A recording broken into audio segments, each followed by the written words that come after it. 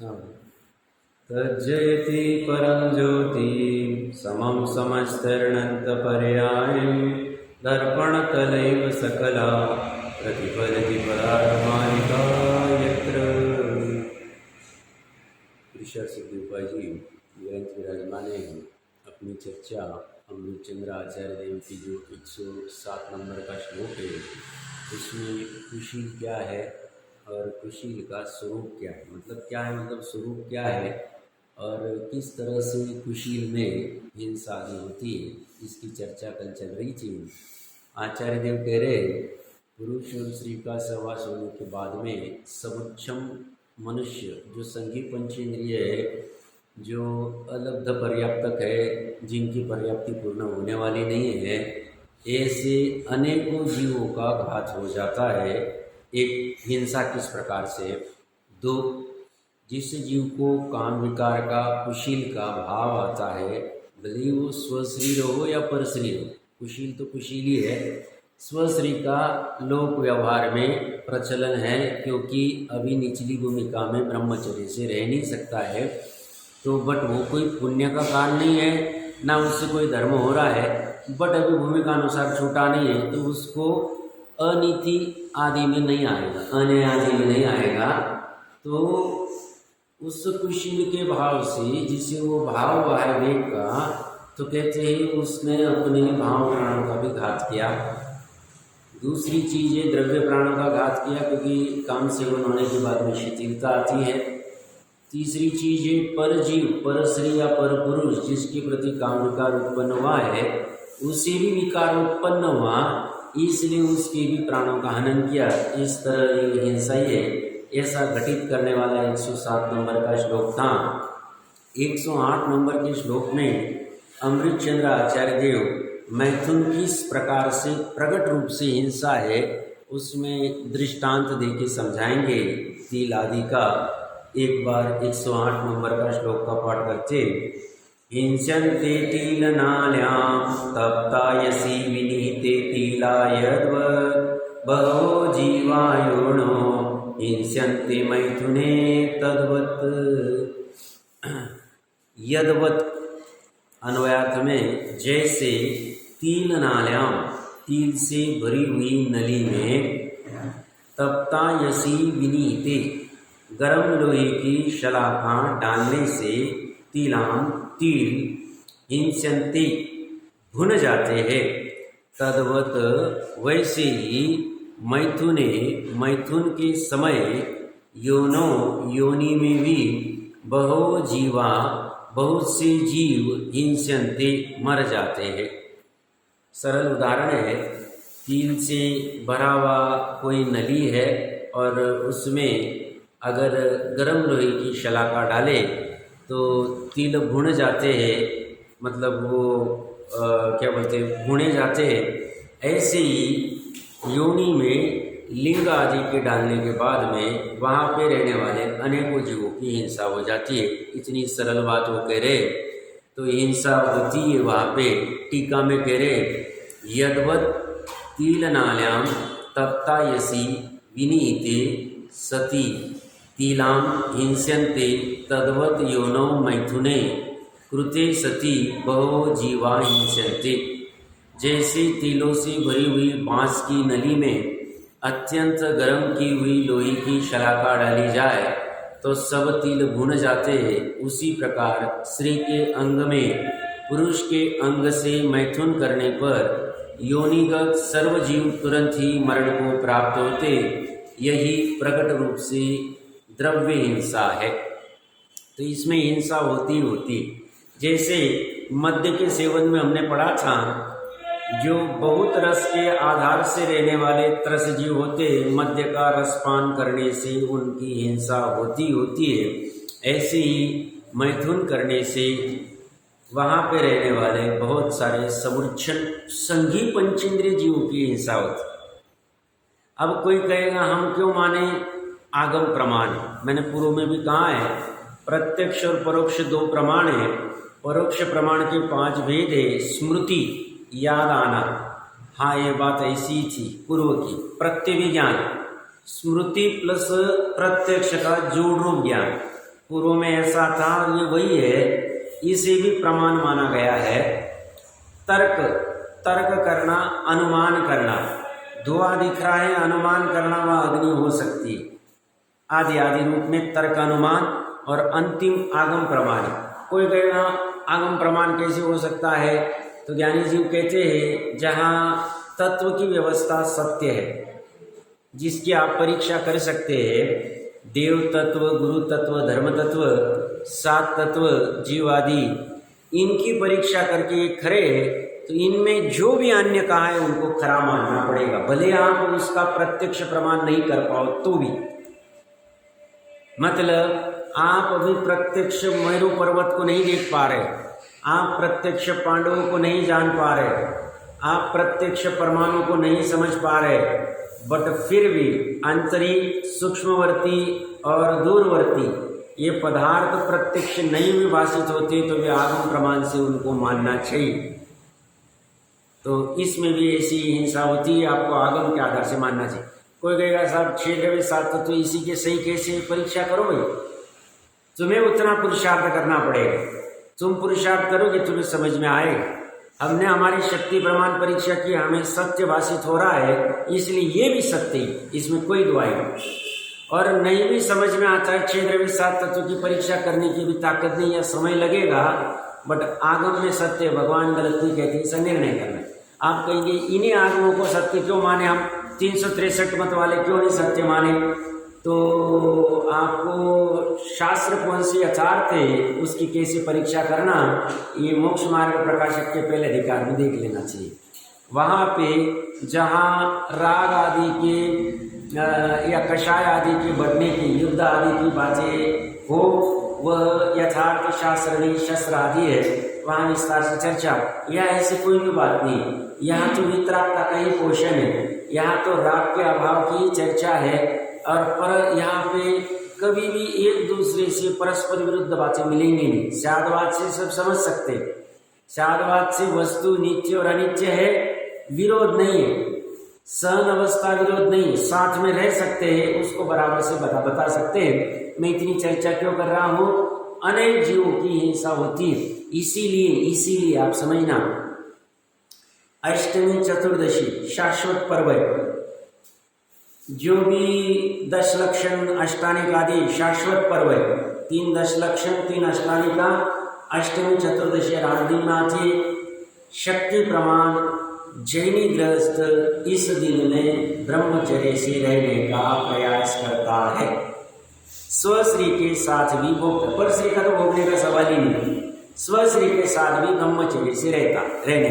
इसलिए अभी तो कैलेंडर में देखते नहीं, इसलिए मंदिर जी में व्यवस्था लगानी पड़ी, आज अष्टमी है, आज चतुर्दशी, आज ये है, बाकी तो पहले जीव को सब पता होता था। अभी हम इतना पैसे और इसमें उलझ गए, पता ही नहीं चलती कब अष्टमी आके गई, कब चतुर्दशी आ गई, कब 10 लक्षण आके गए, कब अष्टानिक आके गए, कौन सी शाश्वत पर्व पता ही नहीं चलता है हमें। ज्ञानी कहते ऐसा नहीं, ये हर 8 दिन में, हर 15 दिन में, हर 4 महीने में हमें जगाने आते, भैया तुमने शादी की है, स्वश्री के साथ भोग रहे हो, ये तुम्हें कोई लाइसेंस मिला नहीं, ठीक है, पंचों की साक्षी में लाइसेंस मिला है, परंतु ये तुम्हारा स्वभाव नहीं, तुम्हारा स्वभाव ब्रह्म में चर्या करना है, तुम्हारा स्वभाव अब्रह्म में चर्या करना नहीं, अब्रह्म वाला नहीं, तो ये जगाने आते और इसमें साक्षात हिंसा होती। और विडंबना इतनी विचित्र है, ये जिनवानी पढ़ते नहीं है, पढ़ते तो भी श्रद्धा नहीं है, तो कहते ऐसा थोड़ी कुछ हिंसा होती है। और जैसे मैं कल भी कह रहा था, मौज मस्ती के नाम पे आज श्री सेवन आदि चलता है, पुत्र उत्पत्ति आदि कोई भी प्रयोजन नहीं, पुत्र हमें चाहिए नहीं, बच्चे चाहिए नहीं, हमें मजे करने हैं बस, इस नाम पे ये सब आनंद, मतलब सब क्रीड़ा चलती है, मैथुन चलता है, कुशील चलता है, और ये कहते हैं महापाप का बंध है, इसके उदय में दुख उत्पन्न होगा। हम सिर्फ बकरे के मारने को ही पाप नहीं समझते, चींटी के मारने को ही पाप नहीं समझते।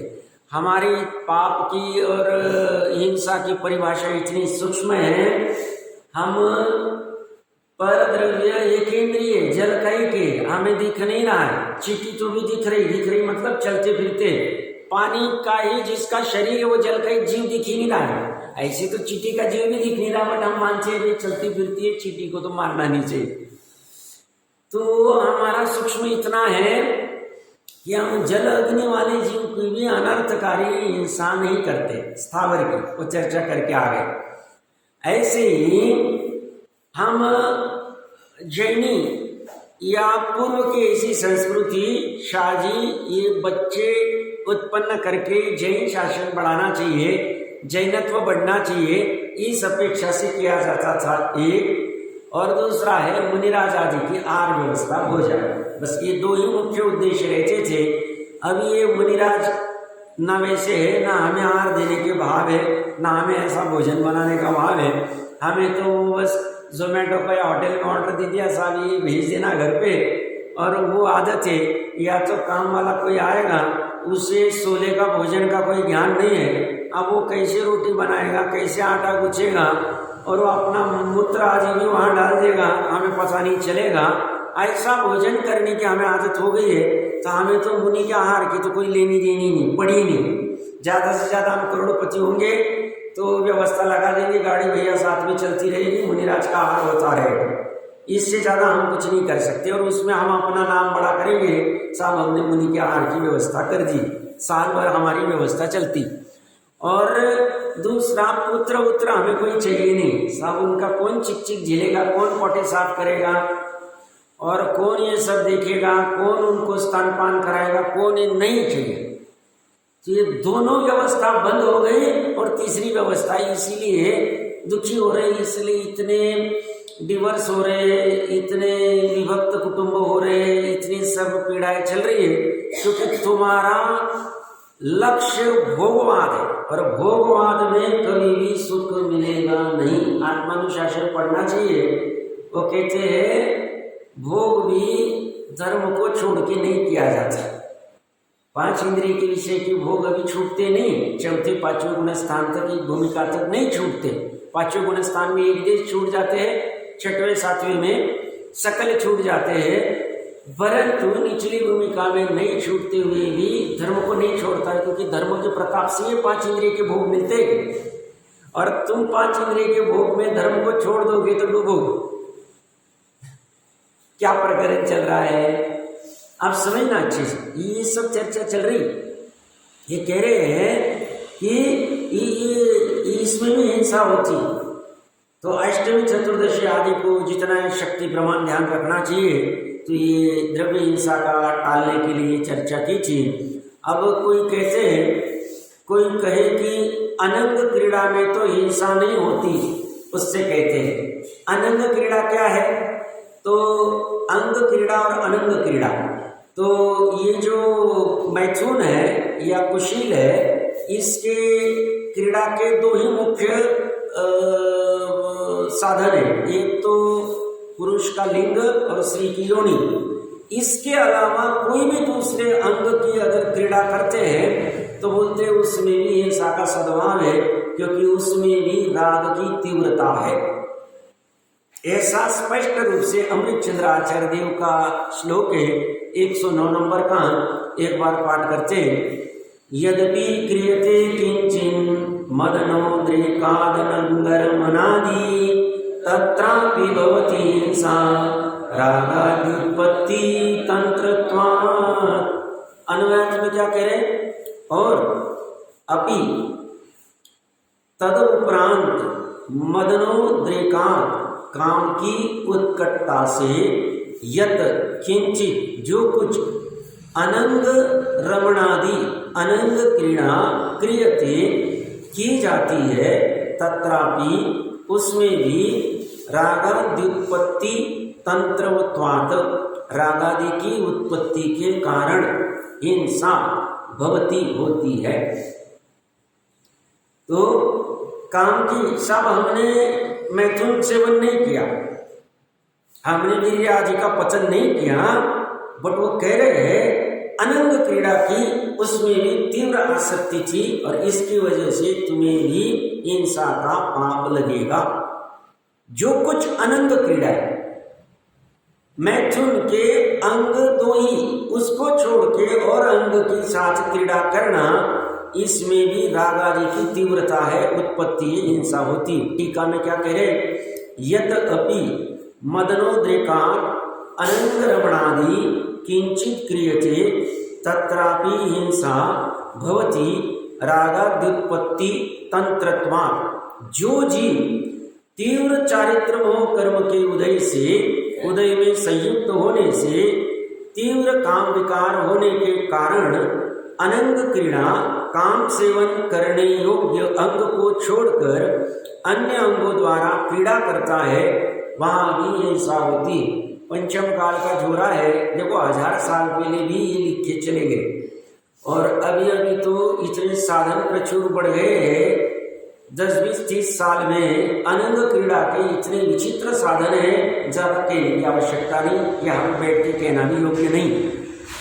और ये सब तीव्र आसक्ति, चारित्र मोह का तीव्र उदय, तीव्र बंध का कारण है, तीव्र संसार का कारण है। इससे भी कर्म बंध होता है, बकरे को मारने से ही बंध होता है पाप का, ऐसा नहीं।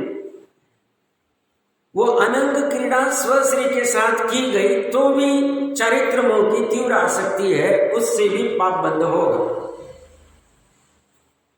ये जो विवाह आदि की पद्धति कर्मभूमि में आर्य क्षेत्र में है, इसी कारण से कही। आर्य क्षेत्र बहुत बड़ा है, बट आप जाओगे ये सब जो यूरोपियन कंट्रीज है बहुत सारी, यहाँ पे सारी व्यवस्था नहीं। अच्छा लगा साथ में रहना, 2-4 महीने नहीं जमा छोड़ देना, तू तेरा मन है। पैसे कमाने की अभी सबके सामर्थ्य हो गई है। पहले माताएं बहनें भारत आदि वर्ष में पैसे नहीं कमाती थी, तो उसको था ये कि वो पति रहेगा तो ये अपना सब चल सकता है। ये मान्यता 30-40-50 साल पहले थी। जैसे जैसे लिबरलाइजेशन, ग्लोबलाइजेशन हुआ, बाहर की संस्कृति को हमने अपनाया, और वैसे वैसे ये सब अपने बलबूते पे भी जरूरत नहीं, इच्छा मतलब तो बाहर में जैसे खेल है, ये खेल में किसी के साथ अच्छा लगा, ठीक है, छोड़ दिया, दूसरा ले लिया, तीसरा ले लिया, ऐसे खेल चलते, इसमें बहुत सारी विचित्रता आती है। इसे पैसे की मस्ती कहते। धन आता है 5 इंद्रिय के विषय में, फिर इसे इसमें भी मस्ती करता है, और फिर अनंग क्रीड़ा के नाम पे कोई विचित्रता क्या क्या चलती है, ज्यादा कहने की आवश्यकता नहीं है। सभी जीव समझदार है, देखते सब है। बस ये कहते हैं इस अनंग क्रीड़ा में भी तुम्हारे चारित्र मोह का तीव्र उदय है, तीव्र बंध होता है, पाप होता है, संसार का कारण। तो तुम समझदार हो तो अनंग क्रीड़ा नहीं करनी चाहिए। साक्षात मैथुन गिरिपतन आदि होने से वहां पे असंख्य अनेकों जीवों की हिंसा होती है। ये इसके पूर्व के श्लोक में देखा हमने 108 नंबर के। इसलिए पर्व आदि के समय में भी स्वश्री के साथ भी सेवन नहीं करना चाहिए, ब्रह्मचर्य से रहने का प्रयास करना चाहिए। और उसके पहले 107 नंबर के श्लोक में क्या क्या प्रकार की हिंसा होती है, विस्तार से वहां की चर्चा कल अपनी हो गई थी। तो ये कहते हैं, देखिए ये कह रहे, जो जीव तीव्र चारित्र मोह कर्म के उदय से, टीका, उदय में संयुक्त होने से तीव्र काम विकार होने के कारण अनंग क्रीड़ा, काम सेवन करने योग्य अंगों को छोड़कर अन्य अंगों द्वारा क्रीड़ा करता है, वहां भी हिंसा होती। कारण की हिंसा का होना राग आदि की उत्पत्ति के अधीन है। राग आदि की उत्पत्ति के बिना हिंसा होती नहीं है, और अनंग क्रीड़ा राग आदि की उत्पत्ति में ही होती है। यदि राग आदि न हो तो हिंसा कभी नहीं हो सकती। राग तीव्र न हो तो काम क्रीड़ा क्यों करे।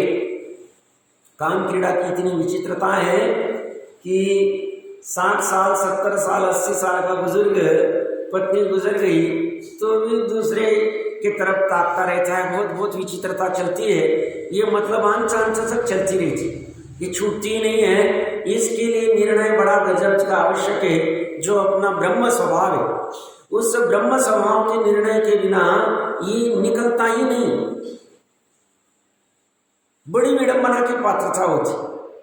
पूर्व में पति आदि की मृत्यु हो जाए या पत्नी की मृत्यु हो जाए और घर में भोजन आहार की व्यवस्था हो सकती पति की अपेक्षा से, तो सामान्यतः दूसरी शादी नहीं करते, क्योंकि शादी की जल्द जान ली हमने क्या रहती है, तो उल्टा वो विधवा होने के बाद में या विधुर होने के बाद में सोचते हैं कि आत्मकल्याण के लिए अच्छा समय मिल सकता है। अब ऐसा न होते हुए भी कोई वापस से वही सेवन करने लग जावे तो फिर तो और संकट खड़ा हो जाता है, संकट खड़ा हो जाता है। तो ये कह रहे हैं ये राग आदि न हो तो हिंसा कभी नहीं हो सकती, राग तीव्र न हो तो काम क्रीड़ा क्यों करे। इससे सिद्ध हुआ कि अनंग क्रीड़ा में भी हिंसा होती है, अनंग क्रीड़ा में हिंसा होती है इसमें। तो हमें लगता है ना सब देवों के देखो दिव्यंती थी देव किसे कहते हैं, जो दिव्य क्रीड़ा करते। तो साहब देखो कहाँ मेरू पर्वत पे क्रीड़ा करने चले गए, यहाँ करने के चतुर सूत्र आदि सब देखना चाहिए टीका में। हमें लगता है इतनी नील एक संख्या है, उतनी इंद्र की देवांगनाएं आज वो चीज, तो साहब क्रीड़ा में कितना सुख होता होगा। अरे सम्यक दृष्टि देव को ये दुखकारी लगता है श्रद्धा से, अगर नहीं लगे तो सम्यक दृष्टि नहीं समझना चाहिए। क्यों? स्वभाव से विमुख होना पड़ता, ये कोई सुख का कारण नहीं। वो भरत जी को ऐसी वैरागी नहीं कहा है, वो 96,000 भी उसे सुखकारी अगर लगे तो भरत जी नहीं, सम्यक दृष्टि नहीं।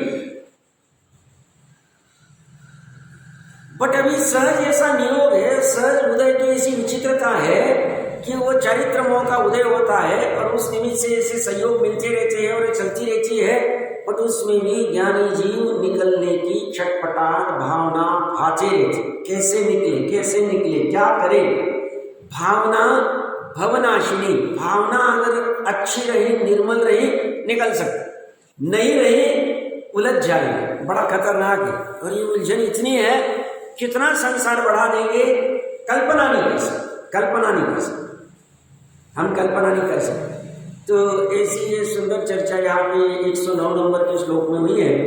110 नंबर का श्लोक कहेगा कि भैया कुशील का त्याग का क्रम क्या, क्रमशील होना चाहिए। तुम्हारी ताकत पूर्ण समस्त माताओं बहनों के साथ कुशील करने की हो सकती है तो कर लो, नहीं होती है तो स्वश्री को छोड़ के बाकी सभी स्त्रियों का त्याग करना चाहिए। उनके साथ में ना अनंग क्रीड़ा करनी चाहिए, ना तुम्हें साक्षात मैथुन आदि करना चाहिए, ये सभी त्याग करने योग्य है। देखिए एक बार 110 नंबर का श्लोक का पाठ करते हैं। ये निज कलत्र मात्रम परिहर्तुं शक्नुवन्ति नहि मोहा निशेष शेष योषिनी सेवनम तैरपी न कार्यम। अन्वयार्थ कह रहे ये जो जीव मोह के कारण निज कलत्र मात्रम अपनी विवाहता स्त्री को ही परिहर्तु छोड़ने में ही निश्चय से न शक्नुवंती समर्थ नहीं है, तई उन्हें निशेष शेष योषिनी सेवनम अपि बाकी की समस्त स्त्रियों का सेवन तो कदापि नहीं कार्यम करना चाहिए।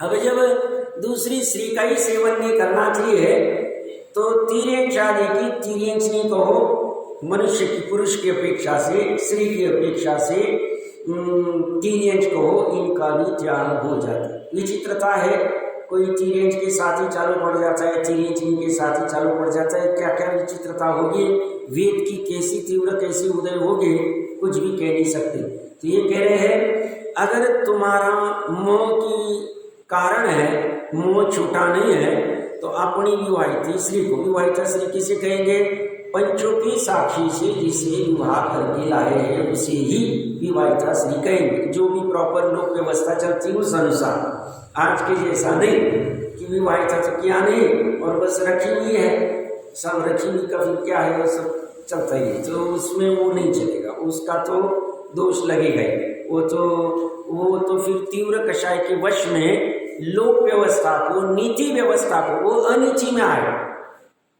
अगर सामने वाली स्त्री भी तैयार है कि भाई बिना शादी के हम आपके साथ में ही रहना चाहते हैं, तो भी अगर विवाहिता नहीं है पंचों आदि के साक्ष्य में, तो भी वहां तीव्र कषाय है, तीव्र राग आदि है और उसके सद्भाव में हिंसा होगी, मैथुन कुशील का पाप लगेगा।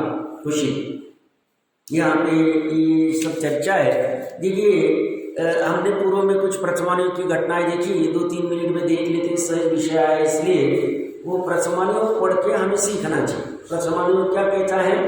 एक प्रथमानुयोग की घटना है, वज्रमुष्टि योद्धा है, मंगी उसकी पत्नी है।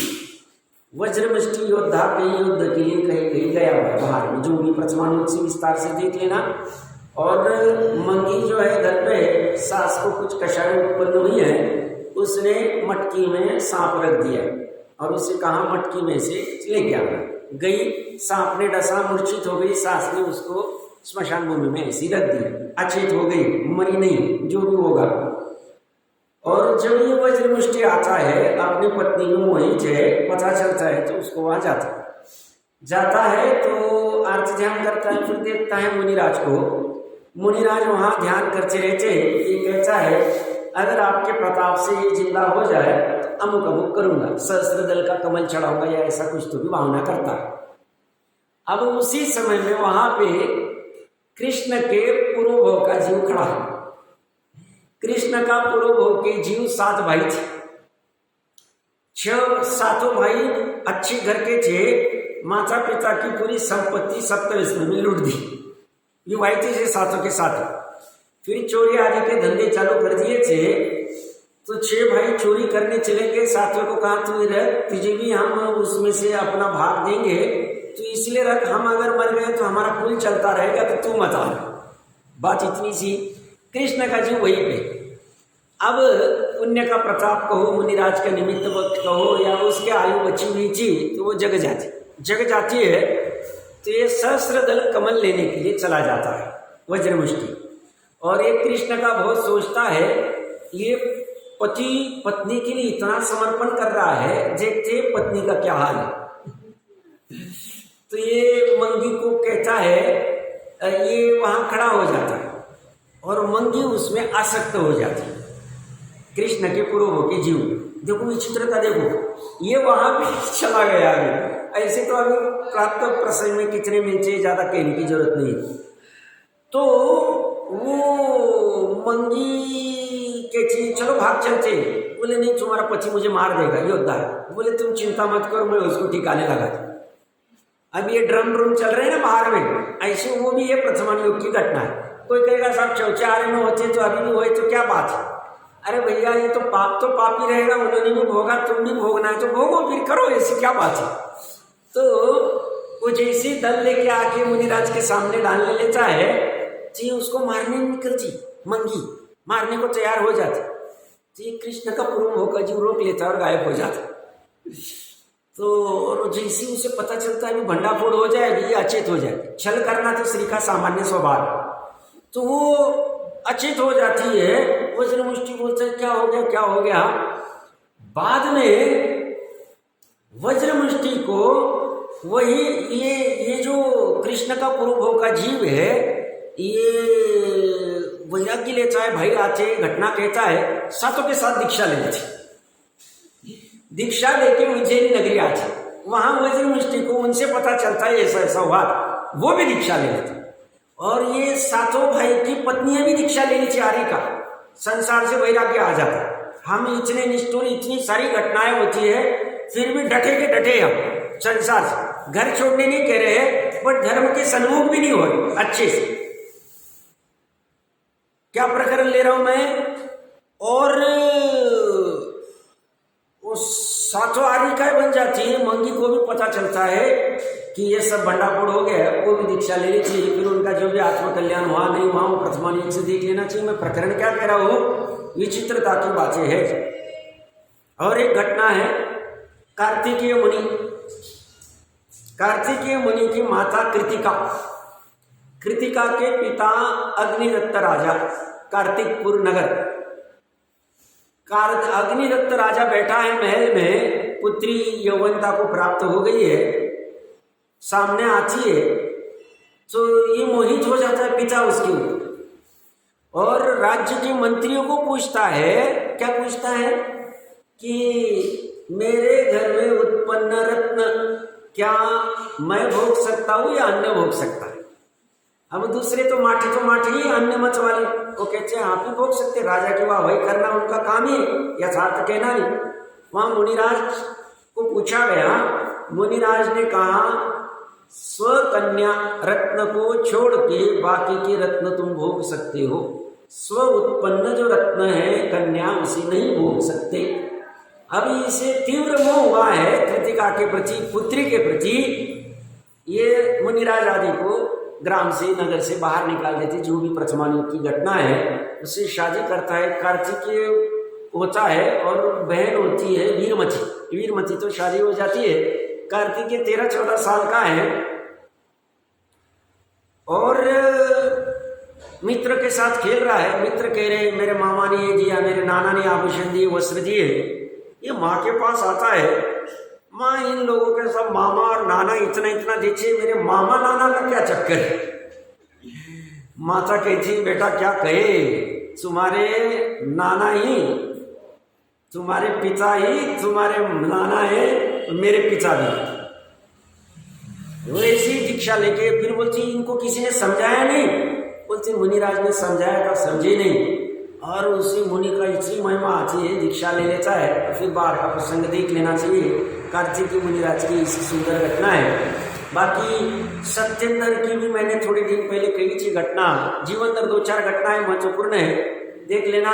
वैराग्य धारण करना, बाहर में उलझना नहीं। देखो मैं कहता हूँ हमारा ये जो हमारी इतनी विकार बढ़ गए ना, विक्षिप्तता आ गई परिणामों में। काम विकार के रिलेटेड कहो या अन्य भी, मतलब सच्चाई कम हो गई है, किसी को ठगना, कषाय का बढ़ना आदि आदि कारण है।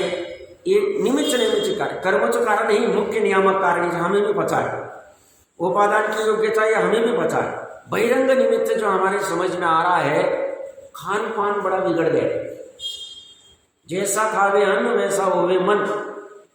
खान पान बिगड़ गया है, इसलिए दृष्टि में सब विचित्रता आ गई। एक तो शक्ति प्रमाण खान पान को ठीक करने का प्रयास करना। अच्छा ही है तो बढ़िया, बाहर का बाजारों होटले आदि का कम कर दो, खत्म कर दो।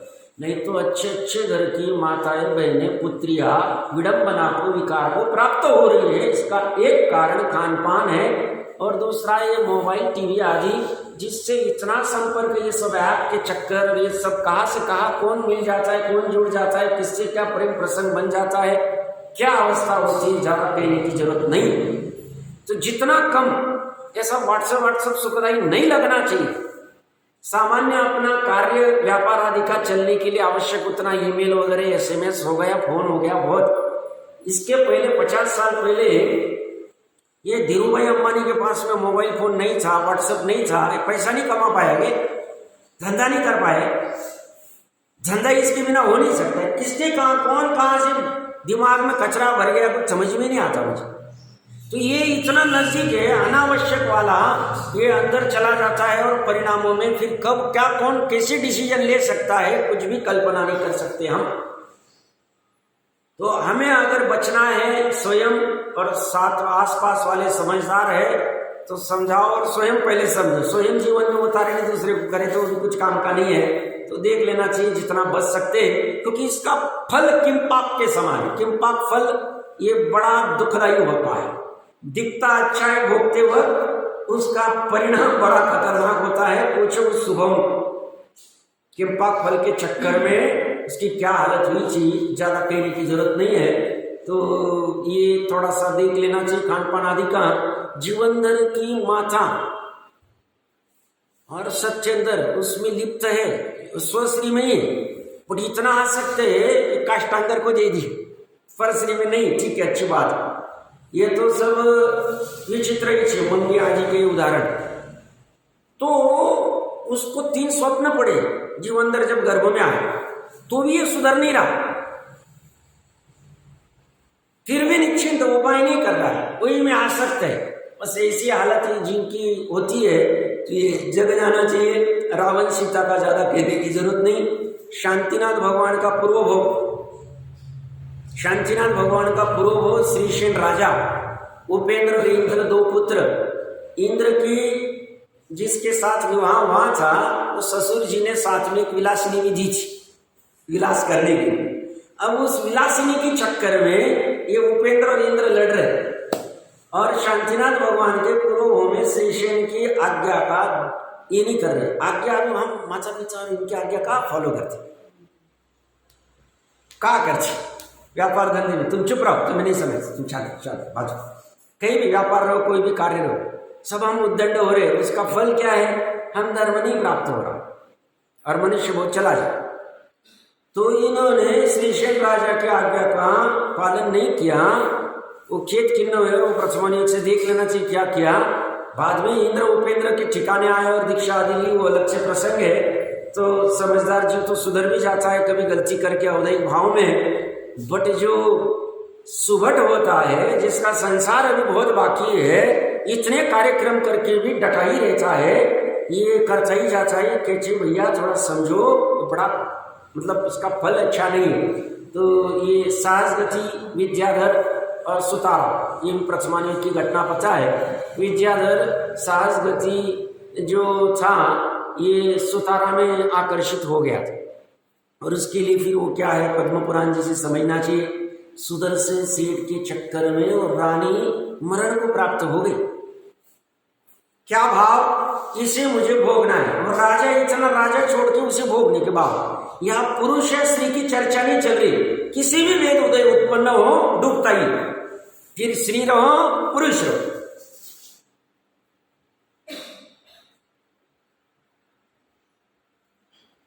मरण कैसे आ गए? अब वो तैयार नहीं, नपुंसकता को कह रहा है, पता चल गया कि अरे सुदर्शन का तो कुछ बाल बाका नहीं हुआ, अभी मेरे ही लगेगी, पहली आत्महत्या कर ली, खत्म हो, भंडाफोड़ हो जाते। ये सब की बाहर क्यों घटना चल रही? ये प्रेमी प्रेमिका भर चौराहे पे पेड़ के नीचे लटक रहे, एक दूसरे का खून कर रहे, एक दूसरे के, कहां से चल रहा है? मतलब कौन किसके साथ क्या करेगा, कैसे, मतलब केवलियों ने क्या क्या देखा है पंचम काल में, हम कल्पना नहीं कर सकते, हमें कुछ भी नहीं समझ पा।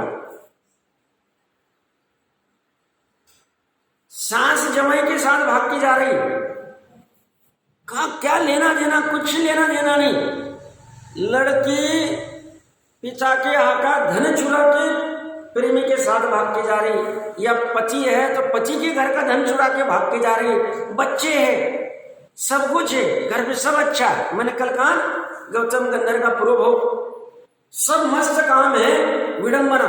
वो महावत के चक्कर में कोई थी ना रानी, वो बिना पैर वाला पंगुस्त था, लात लगाता था उसको, उसके चक्कर में कितनी महिमा गाएगा, क्या क्या कराएगा, कोई कल्पना कर सकते हैं हम?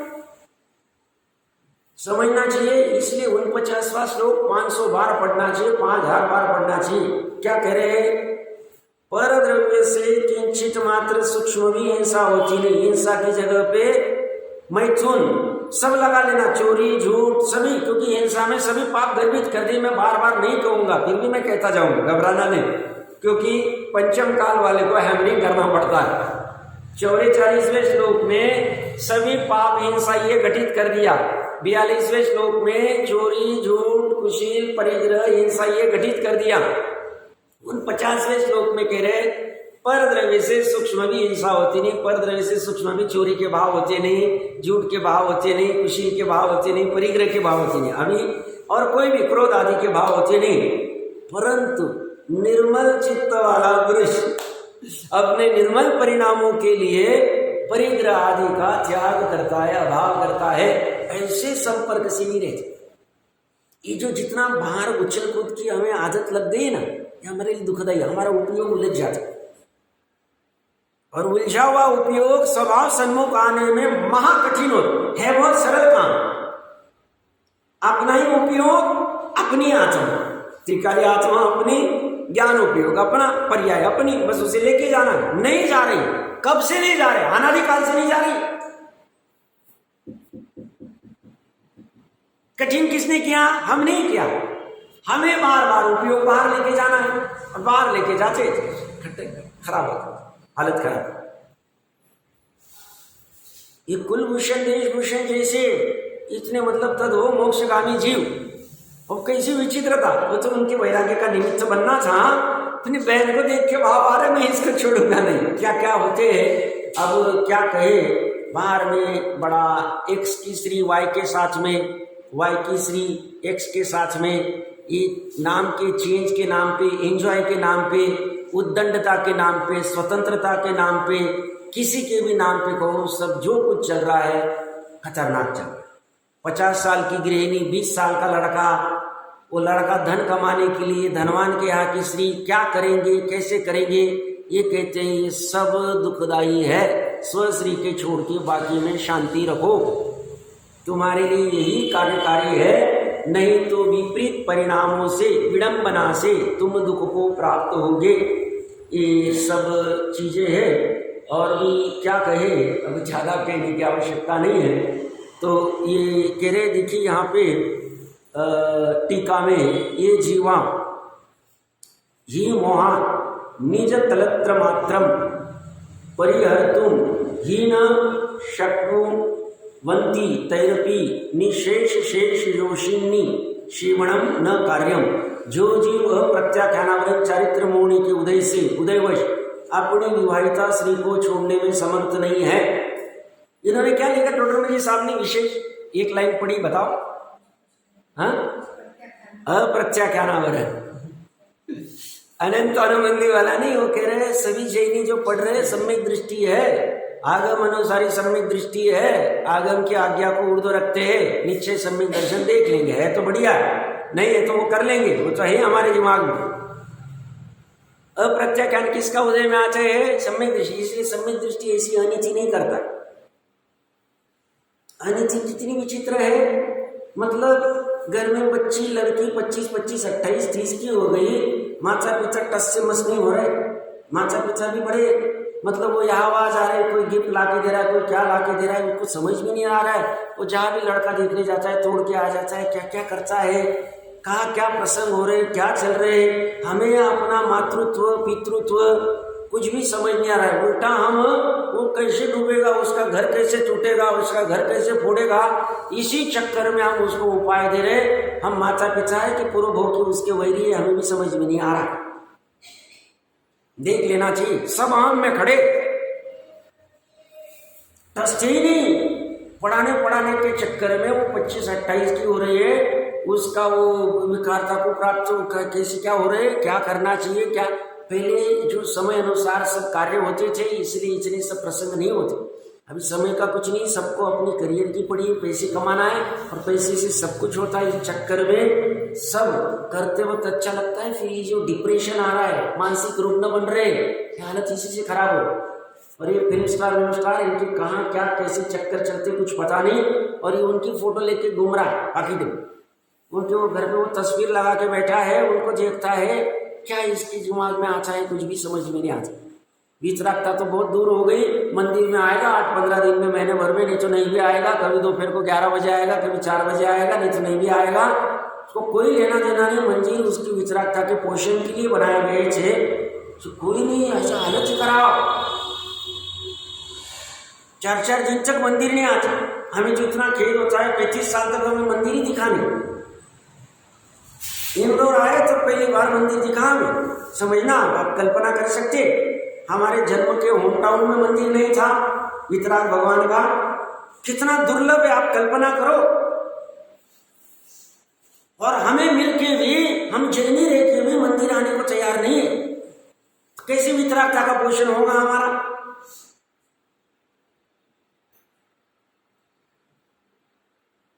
समझो आप, बड़ी कैसे कैसे अभी क्या बातें करें और कैसे कहे बार, तो अभी आप लोगों को ज़्यादा जानकारी, आप जुड़े हुए हो, हमें तो कुछ भी समझता नहीं भाई। तो थोड़ा बहुत कोई कैसे कोई कह देता है तो उसको बस प्रकरण चलता है तो अपनी बात रख देते हैं।